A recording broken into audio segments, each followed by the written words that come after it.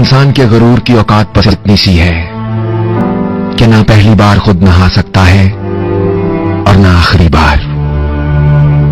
जब इस दुनिया में आता है तो लोग इसके नंगे वजूद को ढांपते हैं, कपड़े पहनाते हैं, और जब जाता है तो लोग ही इसको इसका आखिरी लिबास कफन पहनाकर रुखसत करते हैं। कमजोर पैदा होता है मगर ताकतवर होते ही खुद को खुदा समझने लगता है।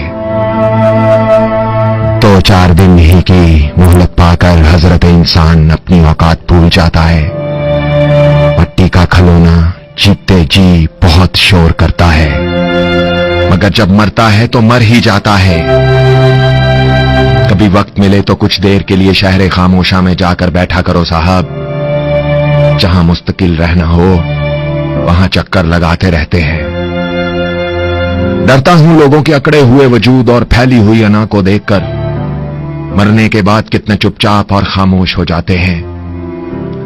कल तक जो समझते थे कि उनके बगैर इस दुनिया का कारोबार नहीं चल सकता, आज मिट्टी के ढेर की सूरत पड़े हुए हैं।